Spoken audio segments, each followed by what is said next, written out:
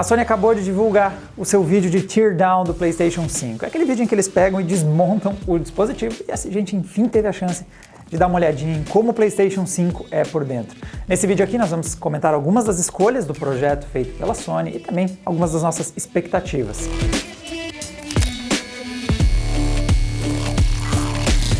Esse vídeo é um oferecimento das memórias RAM Pichau Gaming, uma parceria com a Team Group.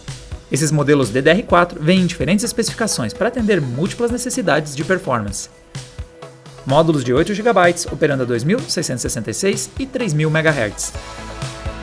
Bom, eu vou deixar rodando um pouquinho aqui do vídeo para a gente acompanhar.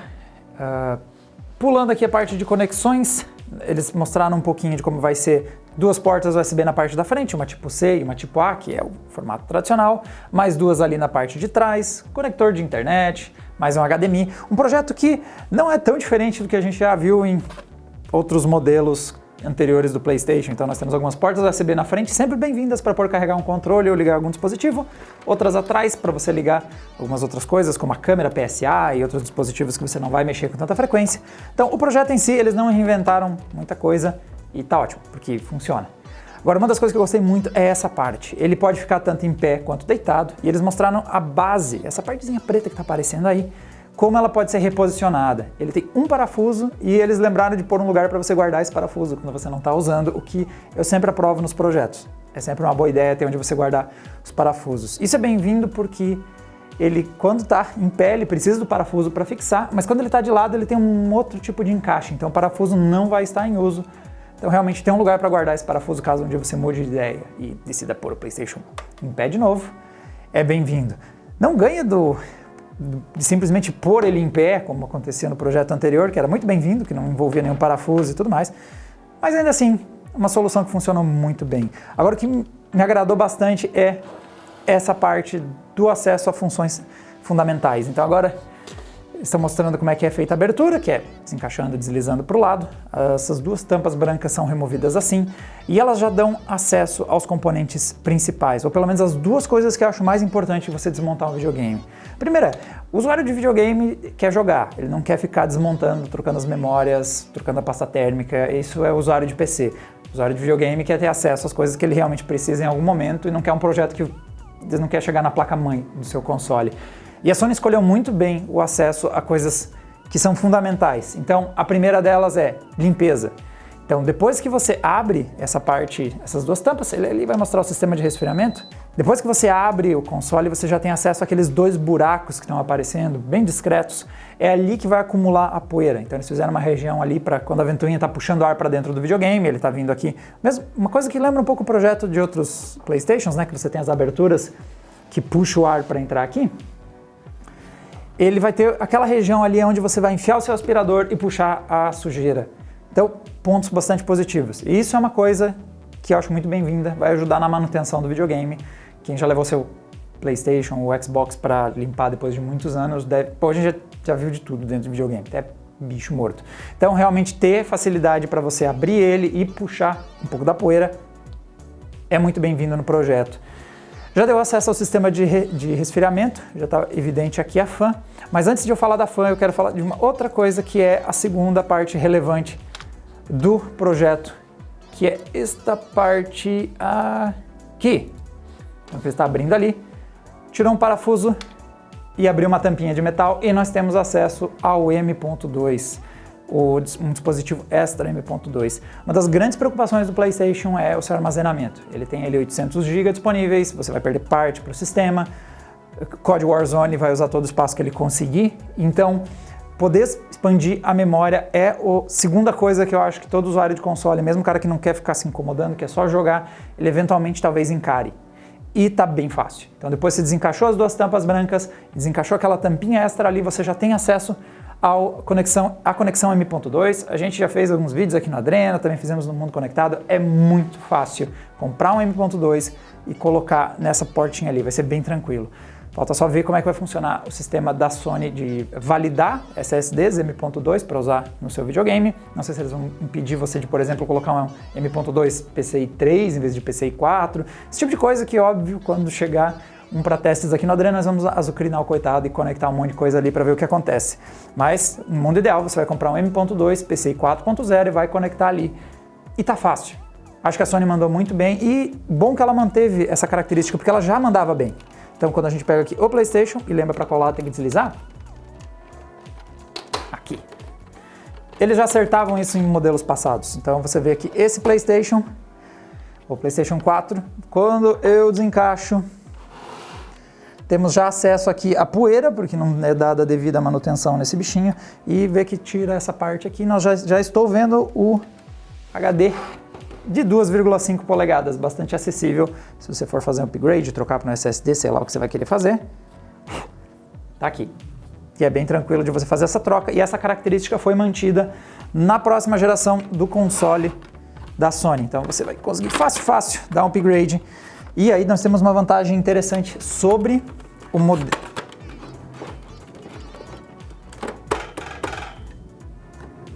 Pronto, Karate Chop, é como você reencaixa. Uma vantagem interessante frente à Microsoft, porque a Microsoft está usando um padrão proprietário. A gente já tem disponível no Brasil o modelo da Seagate, e ele está acima dos R$2.000 o preço sugerido. É um custo muito alto.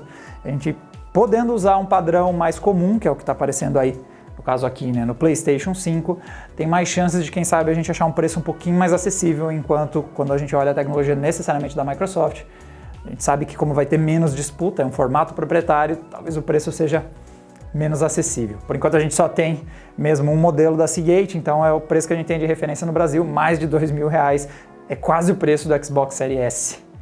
Agora, continuando sobre outros aspectos do videogame, vamos para resfriamento. Então, olhando aqui, quando ele desmonta, você vê que temos a fan, ela aparece dos dois lados, não é que ela aparece dos dois lados, ela está aberta dos dois lados. Então ela deixa entrar o ar pelas duas partes do videogame, puxando por ali, e temos uma fan de mais ou menos 120 milímetros. É o tamanho mais ou menos dessa fan aqui do Noctua, só que, claro, bem mais espessa que a fan do Noctua, né? O projeto deles mostram ali, quando vai passando. Quando ele remover ele, você vai ver que o bichinho é grande. Cadê? Aqui. Como pode ver, é uma fan de um porte bastante grande, vai puxar dos dois lados.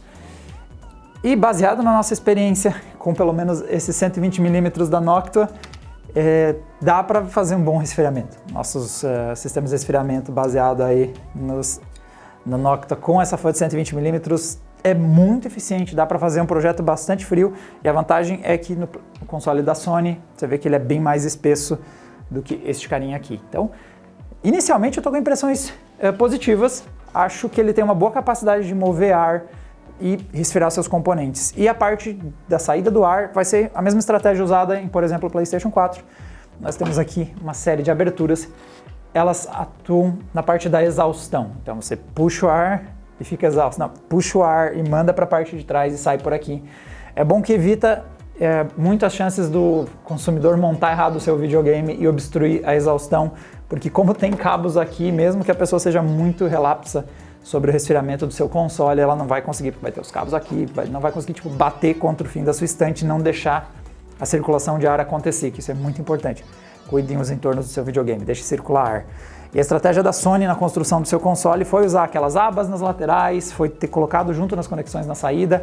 Eu acho que vai ser bem difícil você montar o seu videogame e obstruir suas saídas de ar por distração ou algo do tipo. Ele tem um design que evita mesmo o usuário mais distraído de cometer esses erros.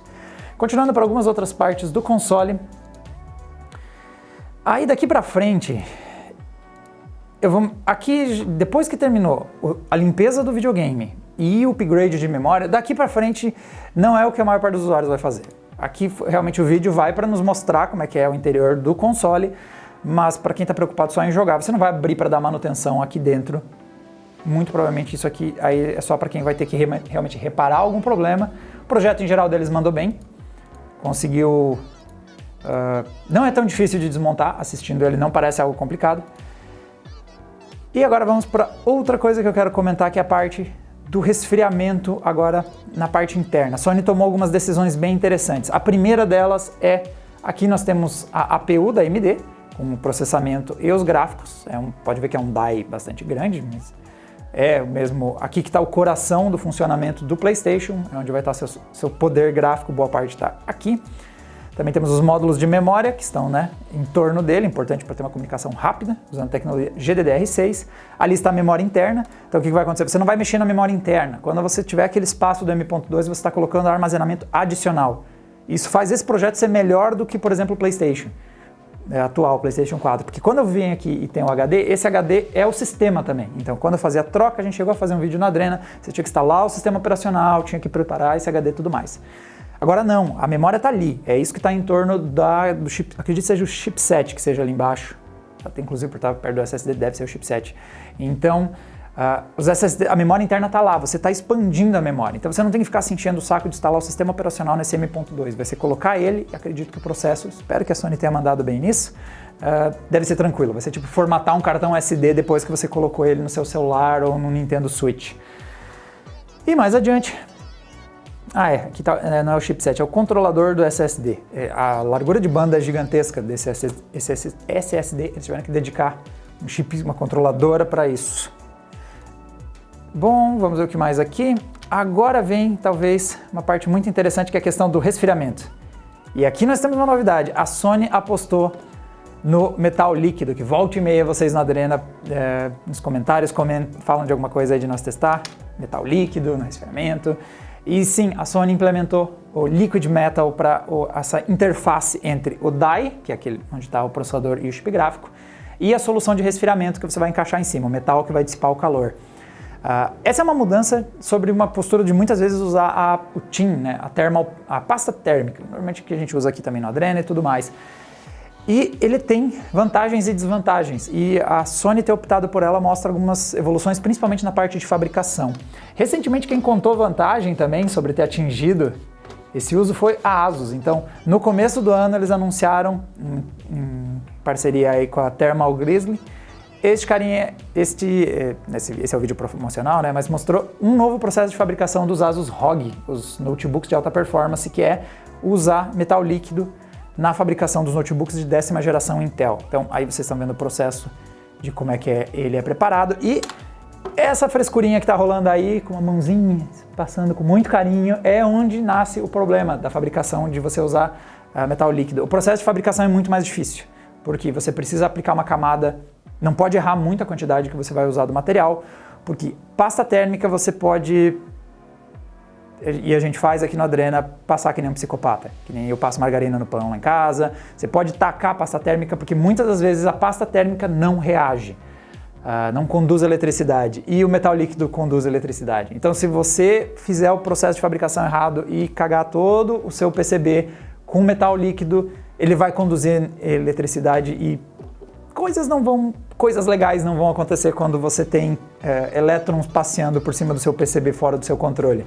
Então, a Sony diz que levou 2 anos para desenvolver a técnica para fazer a aplicação de metal líquido, assim como a Asus também recentemente anunciou então em seus notebooks. E em contrapartida, óbvio, tem que ter algum benefício, além do estresse de precisar ser muito adequado e muito preciso o processo de fabricação. Ele conduz mais calor, então em contrapartida você tem que cuidar como você passa, porque se você cometer erros, você vai ferrar todo o seu processo de produção, o seu processo também de qualidade, né? Qualificação dos seus produtos é mais difícil, porque se errou ali na pasta, coisas não muito bem-vindas vão acontecer. Você tem que cuidar os metais que você vai usar na construção, porque o metal líquido às vezes reage com eles. Tem um monte de coisinha que, se você consegue adequar o seu processo de produção, vai conduzir melhor calor, e se vai conduzir melhor calor, vai ser mais fácil de resfriar esse sistema. O que nos leva para a próxima parte do vídeo de teardown aí da Sony, que é o sistema de resfriamento. A Sony conseguiu evoluir numa ponta e na outra dela, em compensação, pode economizar. Que o sistema de resfriamento, agora ele está puxando ali, este é o heatsink, que é essa estrutura de metal, é o que a gente costuma chamar a parte passiva de resfriamento, que é isso está em contato com o die, com o metal líquido, e o calor vai se propagando por ele e aquece toda essa área metálica. E isso aumenta a superfície de contato que você vai ter com o ar e com o metal para você trocar calor, e resumindo, tudo isso vai esfriar o seu console. E eles usaram heatsink, então você vê que tem aqui os tubos de cobre passando por ali, é algo que eles já fizeram em PlayStation 3, PlayStation 4, E mostra uma diferença de estratégia, porque a Microsoft fala em Vapor Chambers. Vapor Chambers, inclusive, está presente em caras como esse aqui, ó. As founders da NVIDIA costumam usar Vapor Chamber para você resfriar o seu sistema. De novo, é uma questão de balanço de vantagens e desvantagens quando você usa uma técnica versus a outra. Então, quando a gente fala de Vapor Chamber, talvez você já comece a suspeitar que portabilidade seja um ponto forte do Vapor Chamber. Olha a espessura dessa RTX 2080 Super. É uma placa com TDP bastante alto, ela aquece bastante e a NVIDIA conseguiu fazer esse projeto bastante fino porque usa Vapor Chamber. Vapor Chamber usa menos espaço. Então, a Microsoft também está usando isso. Então, Vapor Chamber costuma ser a estratégia que você segue quando você quer portabilidade, mas aumenta os custos. Em compensação, o heatsink, como você pode ver, inclusive quando o nosso nobre apresentador Japinha tira ele do videogame, ele não tem um custo tão alto que nem a Vapor Chamber, mas é enorme. Olha o quanto da área interna do videogame vai ser usado pelo heatsink, justamente porque, como não está usando a Vapor Chamber, estou pelo heatsink, você precisa de muito espaço para o heatsink ser uma estratégia eficiente. E isso começa a explicar potenciais diferenças de tamanho entre os dois videogames. A Sony, como optou pelo heatsink, conseguiu atingir o nível de resfriamento necessário para lidar com o chip com ele, ao invés de um Vapor Chamber, precisou também fazer um tamanho um pouquinho maior e ele é tudo construído para usar muito da área interna do videogame para operar. No fim das contas, o que a gente precisa só é que ele atenda o nível de dissipação de calor do chip. Tanto faz se você usa Vapor Chamber ou se você usa heatsink. Agora, o que importa na ponta do consumidor também é o seguinte: se você erra na sua escolha do seu projeto, você normalmente tem que compensar com a fan. Então, quanto mais eficiente é o seu resfriamento, menos você precisa girar a fan, menos barulho faz o seu videogame. Nós vamos ver na prática quando a gente testar se esse heatsink gigantesco, mais o resfriamento líquido, o metal líquido ali na interface entre o processador e o heatsink vão ser uma boa estratégia. Quem vai nos dizer isso é a velocidade que esse cara aqui vai girar e quanto barulho o PlayStation 5 vai fazer para se manter gelado. Mas estou bem curioso, é uma área de heatsink bastante grande, parece promissor. Uma fan grande, bastante heatsink. Acho que talvez realmente eles tenham achado uma solução sem ter que usar o Vapor Chamber. E para a Sony, isso é muito bom por reduzir custos. É complicado você operar consoles, você muitas vezes opera no prejuízo, então quanto menor for o prejuízo, mais verde fica o seu relatório fiscal a cada trimestre. E agora, fechando aí algumas impressões gerais. Aqui temos a fonte, que foi o formato dela bastante excêntrico para aproveitar a área disponível do videogame. Então ali na parte de baixo nós temos ela num formato meio que em L, então usando o canto do videogame.